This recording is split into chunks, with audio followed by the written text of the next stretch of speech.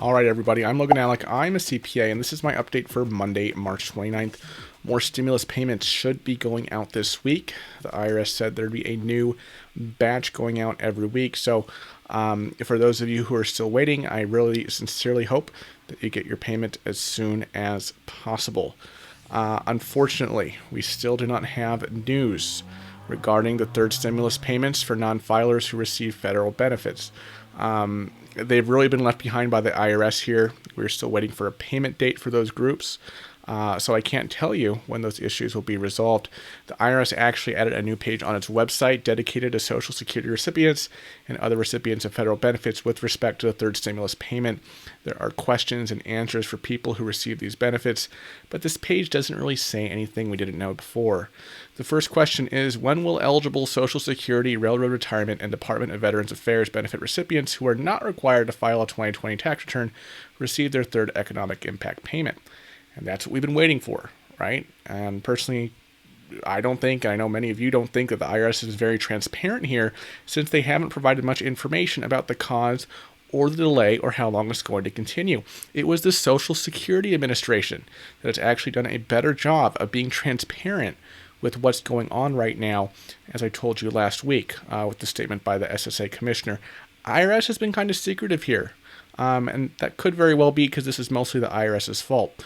So, I saw this page pop up. I thought the IRS might have some clarification, but their answer to this question is the IRS is working directly with the other federal agencies to obtain updated 2021 information for recipients to ensure we are sending automatic payments to as many people as possible.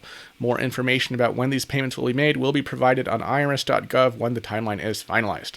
The IRS has been releasing statements like this for weeks now, right? Nothing new here. Now, look, I'm sure many people are working on this at the IRS, and there's a lot going on behind the scenes, but it's obviously frustrating to continue reading these boilerplate announcements that don't really say anything new or constructive. So, as usual, I'm going to be monitoring this situation and any other issue with the stimulus checks. I'll bring you anything I find, but at this point, we simply don't have any new information. All right, let's get into the infrastructure news. This week, Biden will be announcing the details of that infrastructure bill. One issue is going to be how they get $3 trillion or even $4 trillion in spending through a narrowly divided Congress, particularly if they need to get 10 Republican votes in order to overcome the legislative filibuster in the Senate. The other option is, of course, reconciliation. That's how they pass the American Rescue Plan Act without having to face a Republican filibuster. But historically, Congress has been able to only use one reconciliation per fiscal year. The American Rescue Plan corresponded to the 2021 fiscal year, which runs through the end of September, this September. So if the infrastructure package was passed for the 2022 fiscal year, then they wouldn't be able to pass another reconciliation bill until the 2023 fiscal year. At this point, it's pretty tough to see how major legislation with a lot of Democratic goals in it is going to get 60 votes in the Senate. So reconciliation is going to be a critical part of the Democratic agenda. That limit could be an issue for Democrats if they can only pass one big bill every year. And Politico reported early this morning that Chuck Schumer's office is trying to get the Senate Parliamentarian to allow 2 reconciliation bills for each fiscal year instead of just one. The argument comes from Section 304 of the Congressional Budget Act of 1974, which says at any time after the concurrent resolution on the budget for a fiscal year has been agreed to pursuant to Section 301, and before the end of such fiscal year, the 2 houses, Senate and the House of Representatives, may adopt a concurrent resolution on the budget which revises or reaffirms the current resolution on the budget for such fiscal year most recently agreed to. Okay.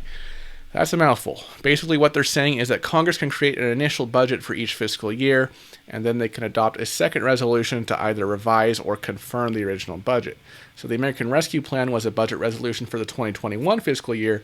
Chuck Schumer wants the opportunity to pass a second piece of legislation through reconciliation by labeling it a revision of the original budget plan, right, of which the American Rescue Plan was a part.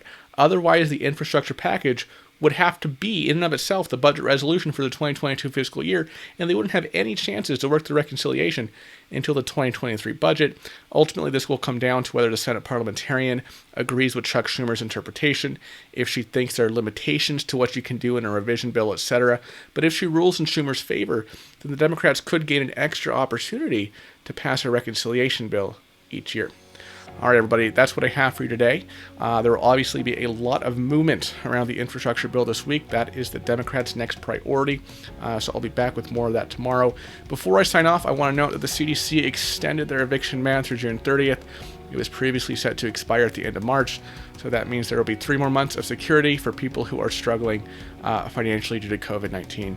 The CDC also released new information about the Moderna and the Pfizer BioNTech vaccines, finding that they prevented around 90% of COVID infections based on testing healthcare workers in real-world conditions. Now, they didn't look at the severity of those infections, and in most cases, the protection has been stronger for severe cases than for just getting some mild symptoms. So there's a good chance that even more than 90% of severe cases were in fact prevented by the vaccine. We're now vaccinating an average of nearly 3 million people per day. 15% of the population is fully vaccinated, and that puts us right on track for Biden's goal of 200 million doses in the first 100 days. So lots of encouraging vaccine news recently. Now, it will still take most of 2020 to get the majority of people fully vaccinated, but obviously we're moving in the right direction. As always, I want to thank you for watching to the end. I really do appreciate your support, and I will see you tomorrow. Bye-bye.